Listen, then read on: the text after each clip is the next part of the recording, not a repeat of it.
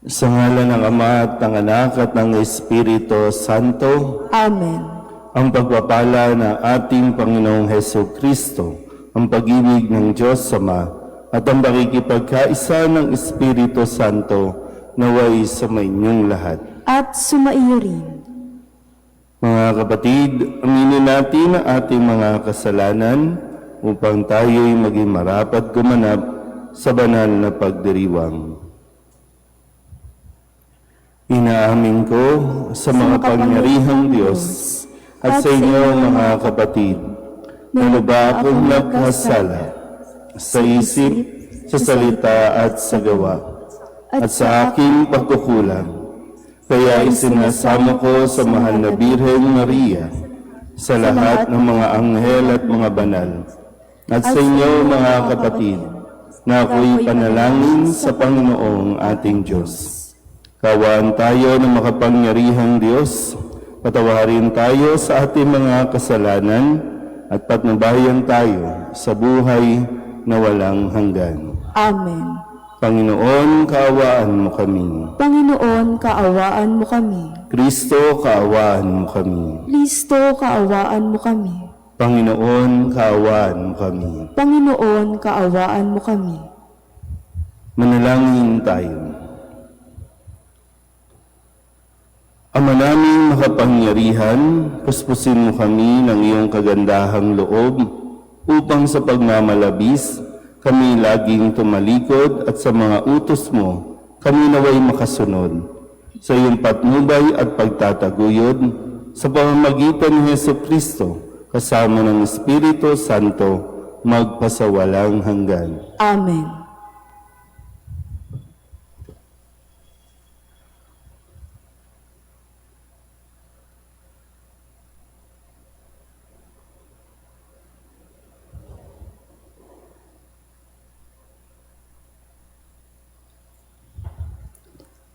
Pagbasa mula sa aklat ni Propeta Oseas. Ito ang sabi ng Panginoon, Israel, manumbalik ka na sa Panginoon na iyong Diyos. Ang pagbagsak mo ay bunga ng iyong kasamaan. Dalhin ninyo ang inyong kahilingan. Lumapit kayo sa Panginoon at sabihin ninyo, patawarin mo na kami. Kami iyong kahabagan at tanggapin. Maghahandog kami sa iyo ng pagpupuri. Hindi kami maliligtas ng Assyria. Hindi kami sasakay sa mga kabayo. Hindi na naming tatawagin Diyos ang mga larawang ginawa lamang ng aming mga kamay. Sa iyo lamang makatatagpo ng awa ang mga ulila.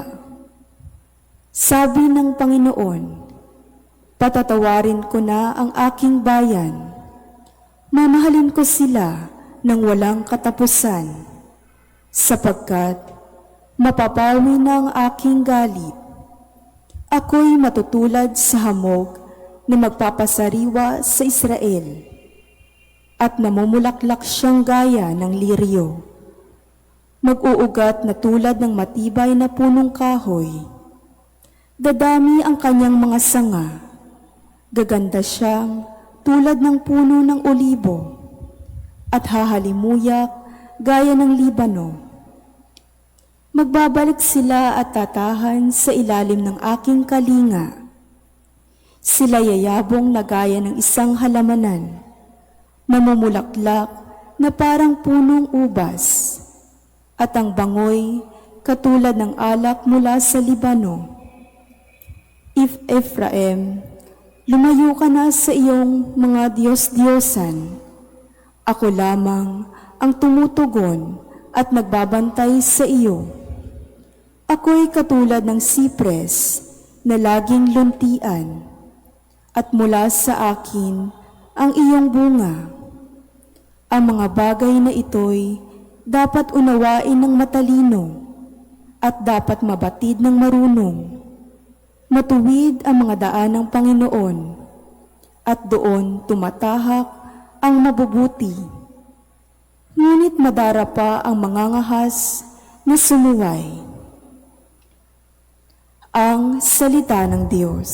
Salamat sa Diyos. Tinig ko'y iyong pakinggan, ang sabi ng poong mahal. Tinig ko'y iyong pakinggan, ang sabi ng poong mahal. Sa paglabas namin sa bansang mabagsik, ganito ang wika ng aking narinig. Mabigat mong dalay, aking iniibis. Ipinabababa ko ang pasaning basket. Iniligtas kita sa gitna ng hirap. Iniligtas kita nang ika'y tumawag. Tinig ko'y iyong pakinggan, ang sabi ng poong mahal.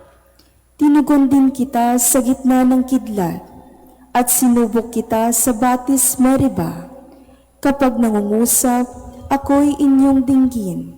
Sana'y makinig ka, o bansang Israel. Tinig ko'y iyong pakinggan, ang sabi ng poong mahal. Ang Diyos ay huwag mong paglingkuran. Diyos ng ibang bansay, di dapat luhuran. Ako'y Panginoon, ako ang Diyos mo. Ako ang tumubos sa iyo sa Ehipto. Tinig ko'y iyong pakinggan, ang sabi ng poong mahal. Ang tangi kong hangad, sana ako'y sundin. Sundin ang utos ko ng bayang Israel. Ang lalong mabuting bunga nitong trigo. Ang siyang sa inyo'y ipapakain ko. At ang gusto ninyong masarap na pulot. Ang siyang sa inyo'y aking idudulot. Tinig ko'y iyong pakinggan, ang sabi ng poong mahal.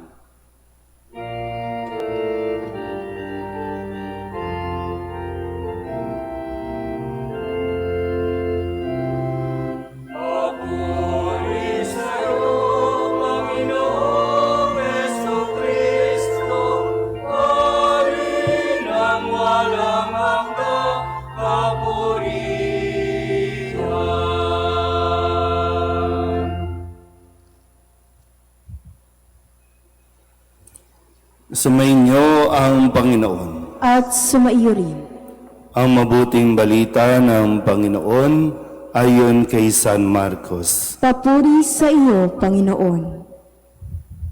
Noong panahong iyon, lumapit ang isa sa mga iskriba kay Jesus at tinanong siya, "Alin pong utos ang pinakamahalaga?" Sumagot si Jesus, "Ito ang pinakamahalagang utos. Pakinggan mo, Israel. Ang Panginoon na ating Diyos, siya lamang ang Panginoon. Ibigin mo ang Panginoon mong Diyos ng buong puso, ng buong kaluluwa, ng buong pag-iisip, at ng buong lakas. Ito naman ang pangalawa. Ibigin mo ang iyong kapwa gaya ng iyong sarili. Wala nang ibang utos na hihigit pa sa mga ito." Tama po, Guro, wika ng iskriba. Totoo ang sinabi ninyo. Iisa ang Diyos at wala nang iba liban sa Kanya. At ang umibig sa Kanya ng buong puso, buong pag-iisip at buong lakas, at ang umiibig sa kapwa gaya ng kanyang sarili ay higit na mahalaga kaysa magdala ng lahat ng handog na susunugin at iba pang mga hain. Nakita ni Jesus na matalino ang kanyang sagot, kaya't sinabi niya, "Malapit ka nang mapabilang sa mga pinagaharian ng Diyos."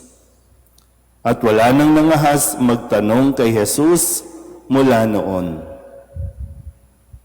Ang mabuting balita ng Panginoon. Pinupuri ka naming Panginoong Jesucristo. Isang magandang umaga po sa inyong lahat. Ngayon po ay Biyernes sa ikatlong linggo ng ating 40 araw na paghahanda. At sa umagang ito, muli ay dinadala tayo sa isang pagninilay na nawa ay mapagnilayan natin ng mabuti. Mahalaga po kasi na pinagtutuunan natin ng pansin o pinaglalaanan ng oras na yung mga napapakinggan natin, kung hindi mo man nababasa, no? Dahil marami sa ating mga Katoliko, tamad talagang magbasa ng Biblia. So ngayon, narinig ninyo ito, nawa ay yung bang pagkatapos ng misa, iniisip-isip pa ba natin ito? Ilan pa ba yung bago magsimba, binabasa na yung mga readings para sa umaga? Dahil may mga pagkakataon na pumapalya ang audio o sound system ng simbahan, o kaya naman pumapalya yung pagdi-deliver o pwede ng lektor o ng mismong pari, pumapalya yung pagdi-deliver ng salita ng Diyos. Kaya responsibilidad pa rin natin na alamin at ulitin kung ano ang ipinahayag. Naintindihan po ba? Yan. Kasi, yung sabi nga dito, may tanong yung isang iskriba, ano po ang pinakamahalagang utos? So una, meron tayong nalaman na 10 utos ay binigay ng Diyos sa mga Israelita noong panahon pa ni Moises, nung sila ay ialis noon ng Panginoon sa pagkaalipin mula sa Ehipto, at ibinigay ang 10 utos para maging gabay ng mga Israelita kung paano sila mamumuhay. Sa paglipas ng panahon, dumami ng dumami yung 10 utos, nilagyan ng kung ano-anong mga utos, umabot na sa 600 plus ng mga utos na dapat na sinusunod ng bawat mamamayan o ng bawat tao. Pero yun nga po, sa dami ng utos, nalito na ang mga tao. Kaya ngayon, ibinabalik yung tanong, sa dami ng utos na ito, ano ang pinakamahalaga? At tinuro muli ni Jesus, ang pinakamahalagang utos, ibigin ang Diyos ng buong buo. Buong pag-iisip, buong kaluluwa, buong lakas, ng buo. Yan ang una. At pangalawa, ibigin ang kapwa gaya ng pag-ibig mo sa iyong sarili. Kaya nga kung titingnan niyo po, no, yung 10 utos na tapyas, no, madalas ito nasa bungad ng simbahan, yung tapyas ng utos, 2 bahagi, utos para sa Diyos, utos para sa tao. At pag-ibig ang lagi nating naririnig. Ibigin ang Diyos, ibigin ang iyong kapwa gaya ng pag-ibig mo sa iyong sarili. Naintindihan pa po ba? Okay. Di pinagkakadiinan ko lang din po ulit ang salitang utos.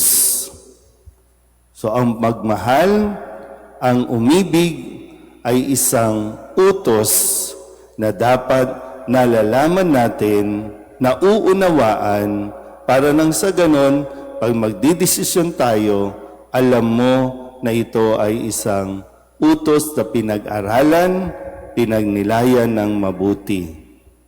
Naintindihan pa po? Yan. Kaya sana po, no, bagamat ginagawa natin kasing medyo dramatic ang usapin tungkol sa pag-ibig. Dahil nga, lagi nating, sabihin nating, mali ang pagkakaunawa natin tungkol sa pag-ibig. So kung ang pag-ibig ay isang utos, gamitin mo ang iyong utak. Ang pag-ibig ay hindi damdamin, hindi nararamdaman, na siyang laging ipinaglalaban ng marami dahil sasabihin, siya ang itinitibok ng aking puso. Sabi nga po, no, minsan namamali din natin yung konteksto, kapag umibig ang isang tao, hahamakin ng lahat, masunod ka lamang. Kasi, siya yung tinitibok-tibok ng aking puso, May utak na dapat gamitin para maunawaan natin ito. At dahil ito ay utos, kailangan natin itong sundin. Pero pagdidesisyonan mo, isang desisyon na kailangan mong gawin. Hindi damdamin. Kasi kung damdamin, marami din naman sa inyo ang biglang nagsasabing, wala na po akong nararamdaman sa Kanya. Kaya kahit hindi kayo dapat maghiwalay, naghihiwalay kayo. Kasi nagdidesisyon kayo na, una, nagdidesisyon na mahalin. At nagdidesisyon na hindi na magmahal. So hindi ito damdamin lang. Kaya nga, biniverify, inaalam natin ano ba ang pag-ibig at sino ang iibigin. Di ba? Ikaw din magdidesisyon. Sino ang iibigin mo? Pero ang utos nga, ibigin mo una at higit sa lahat ang Diyos. Pangalawa pa lang, ang pag-ibig sa kapwa, kapantay ng pag-ibig sa iyong sarili. Tandaan niyo po, marami ang nagpapahayag ng kanilang pagmamahal sa kapwa, pero hindi nagmamahal sa Diyos. Pero ang taong nagmamahal at pinipiling mahalin ng Diyos, kayang-kayang magmahal ng kanyang kapwa, kayang-kayang magmahal sa kanyang sarili. Kaya baka naman, baka lang, panahon na para tigilan mo yung pagdadrama na hindi na kasi ako mahali. Kahit hindi ka mahalin, ikaw magdidesisyon ka na magmahal kahit hindi ka minamahal ng iyong kapwa. Kasi dapat ikaw muna ang magmahal sa iyong sarili. Amen?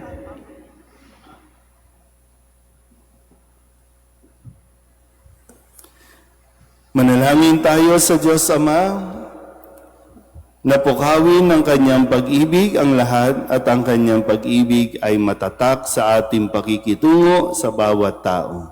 Ang ating pong itutugon, Panginoon, dinggin mo ang aming panalangin. Panginoon, dinggin mo ang aming panalangin. Ang simbahan, naway hindi kailanman tumigil sa pagpapahayag ng pag-ibig sa Diyos at sa kapwa bilang puso ng Ebanghelyo. Manalangin tayo sa Panginoon. Panginoon, dinggin mo ang aming panalangin. Atin nawang huwag kaligtaan kailanman ang magpadama ng habag sa mga kapuspalad, sa mga walang nagmamahal at sa mga nangangailangan. Manalangin tayo sa Panginoon. Panginoon, dinggin mo ang aming panalangin. Atin nawang pakitunguhan ng bawat tao na may kabutihang loob at paggalang. Manalangin tayo sa Panginoon. Panginoon, dinggin mo ang aming panalangin. Sa mga may sakit at matatanda, naway magkaroon tayo ng higit na habag sa pamamagitan ng banayad na pagpukaw ng Espiritu Santo. Manalangin tayo sa Panginoon. Panginoon, dinggin mo ang aming panalangin. Ang ating yumaong mga mahal sa buhay, naway ihatid ni Kristo sa kanyang walang hanggang kaharian. Manalangin tayo sa Panginoon. Panginoon, dinggin mo ang aming panalangin. Upang mamayani ang kapayapaan sa gitnang silangan at sa buong mundo, at ipag-adya nawa ang sangkatauhan sa karahasan, kasakiman at pang-aabuso ng kapangyarihan na nagdudulot ng paghihirap at kamatayan sa marami. Manalangin tayo sa Panginoon. Panginoon, dinggin mo ang aming panalangin.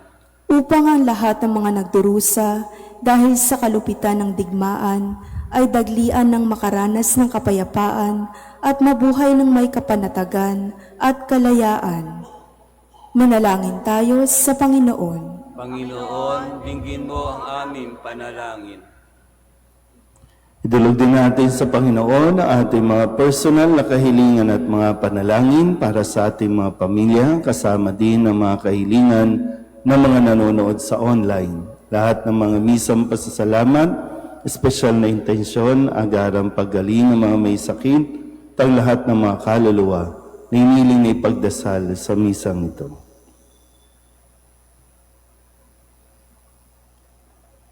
Ang lahat ng ito iniling namin sa ngalan ni Kristong aming Panginoon. Amen.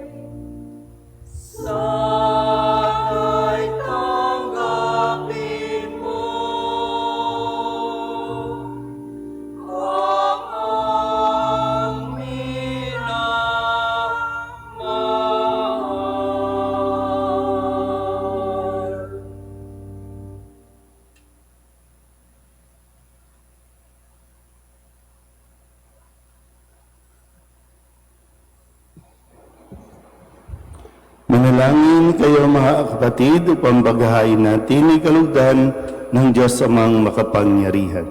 Tanggapin nawa ng Panginoon itong paghahain sa iyong mga kamay, sa kapurihan niya at karangalan, sa ating kapakinabangan, at sa buong sambayanan niyang banal. Ama naming lumikha, tunghayan mo ang mga alay na itinilaga namin sa iyo upang kalugdan mo ang mga inihahain namin ito at kami laging dulutan nito ng pagliligtas mo sa pamamagitan ni Jesucristo kasama ng Espiritu Santo magpasawalang hanggan. Amen. Sumainyo ang Panginoon. At sumaiyo rin. Itaas sa Diyos ang inyong puso at diwa. Itinaas na namin sa Panginoon. Pasalamatan natin ang Panginoong ating Diyos. Marapat na siya ay pasalamatan. Ama naming makapangyarihan, tunay ngang marapat na ikaw ay aming pasalamatan sa pamamagitan ni Jesucristo na aming Panginoon. Minarapat mong ang pagtitiis para sa naghihirap ay maging tagapagpahiwatig ng pasasalamat na aming inihahain ngayon sa iyong hapag. Ang iyong anak ay ulirang tagabigay ng pagsasaluhan sa mga nagugutom at mga nauuhaw. Sa pagsunod namin sa giling mong anak, ang pagkamaawain mo ay aming ginaganap upang ang pag-iimbot ay mapawing lahat sa aming pag-uugali at gawaing binabalak. Kaya kaisa ng mga anghel nagsisiawin ng papuri sa iyo na walang humpay sa kalangitan, kami nagbubunyi sa iyong kadakilaan.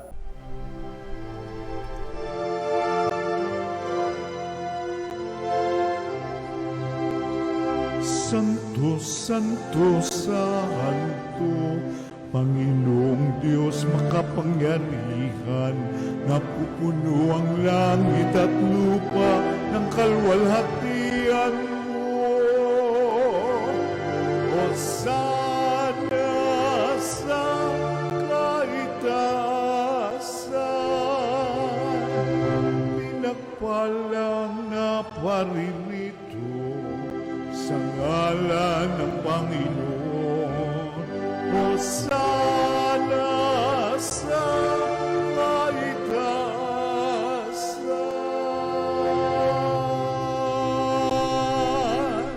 Ama naming banal, ikaw ang bukal ng tanang kabanalan. Kaya't sa pamamagitan ng iyong Espiritu, gawin mong banal ang kaloob na ito upang para sa aming maging katawan at dugo ng aming Panginoong Heso Kristo. Bago niya pinagtiis ang kusang loob na maging handog, inawakan niya ang tinapay, pinasalamatan kaniya, pinaghati-hati niya iyon, iniabot sa kanyang mga alagad at sinabi, "Tanggapin niyong lahat ito at kanin, ito ang aking katawan na ihahandog para sa inyo."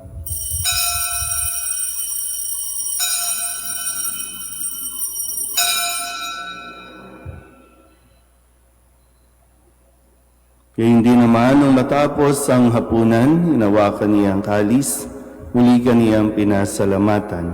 Iniabot niya ang kalis sa kanyang mga alagad at sinabi, Tanggapin ninyong lahat ito at tinumin.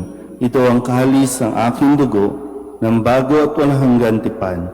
Ang aking dugo na ibubuhos para sa inyo at para sa lahat sa pagpapatawad ng mga kasalanan.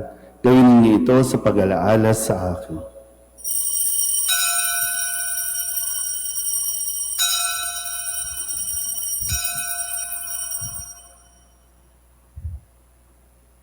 Ipagbunyi natin ang misteryo ng pananampalataya.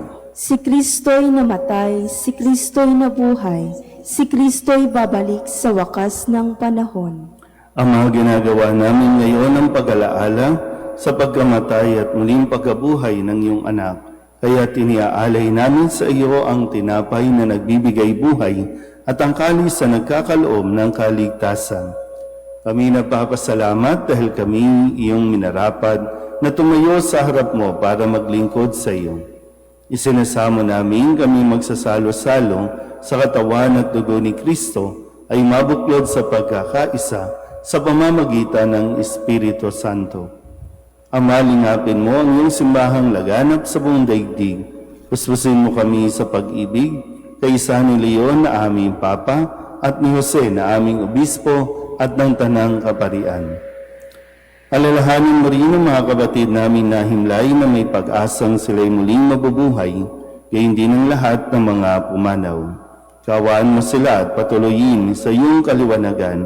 Kawaan mo at pagindapating kaming lahat na makasalo sa iyong buhay na walang wakas.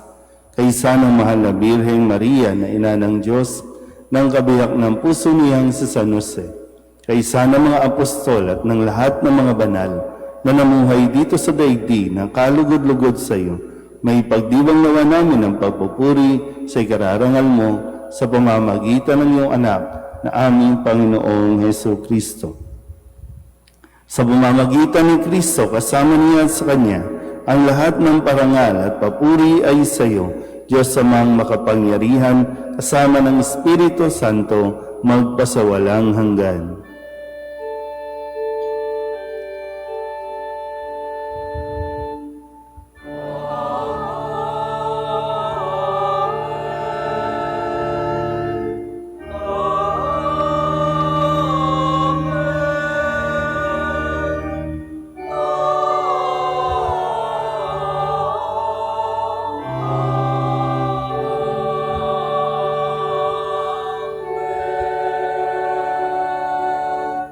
Sa tagabili ng mga nakagagaling na utos sa turo ni Jesus sa Panginoon natin at Diyos, ipahayag natin ang lakas loob.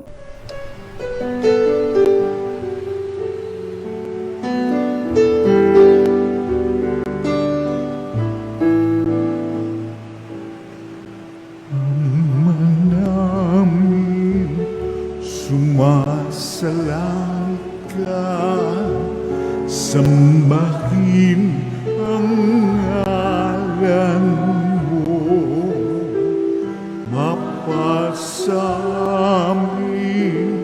ang kaharian mo, sundin ang loob mo dito sa lupa para nang sa langit. Bigyan mo po kami ngayon ng aming kakanin sa araw-araw at patawarin mo kami sa aming mga sala para ng pagpapatawan namin sa nagkakasala sa amin, at huwag mo kaming ipagdulot sa tukso, at yadya mo kami sa lahat ng masama. Hinihiling namin kami iadya sa lahat ng masama, pagkalooban ng kapayapaan araw-araw, iligtas sa kasalanan at ilayo sa lahat ng kapahamakan, samantalang aming pinananabikan ang dakilang araw ng pagpapahayag ng tagapagligtas namin sa Yesu Kristo. Sapagkat iyo ang kaharian at ang kapangyarihan at ang kapurihan magpakailanman. Amen. Panginoong Heso Kristo, sinabi mo sa iyong mga apostol, kapayapaan ang iniiwan ko sa inyo, ang aking kapayapaan ang binibigay ko sa inyo. Tunghayin mo ang aming pananampalataya at huwag ang aming mga pagkakasala. Pagkalooban mo kami ng kapayapaan at pagkakaisa ayon sa iyong kalooban, kasama ng Espiritu Santo, magpasawalang hanggan. Amen. Ang kapayapaan ng Panginoon ay laging sumainyo. At sumaiyo rin. Magbigayan tayo ng kapayapaan sa isa't isa.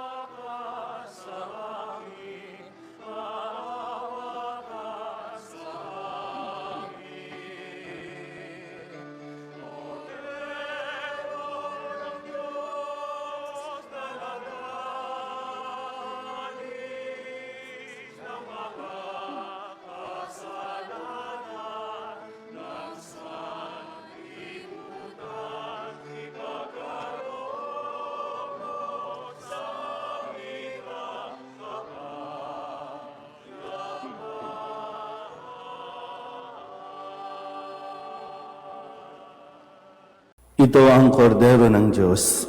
Ito ang nag-aalis ng mga kasalanan ng sanlibutan.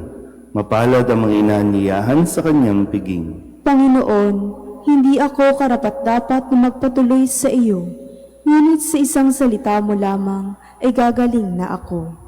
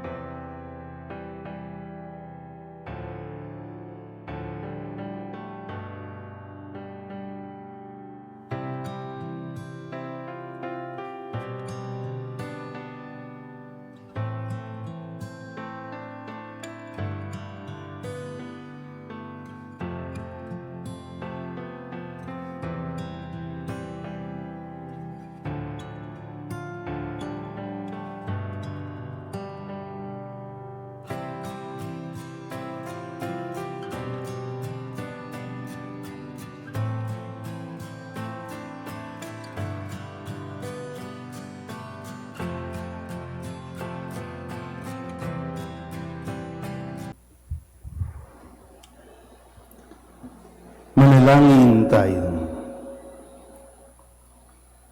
Ama naming mapagmahal, padaluyin mo sa buo naming katauhan ang iyong ginaganap para sa aming kapakanan, upang sa pagsasalo namin sa pakikinabang, ang ganap mong pagliligtas ay aming makamtan sa pamamagitan ni Jesucristo, kasama ng Espiritu Santo, magpasawalang hanggan. Amen.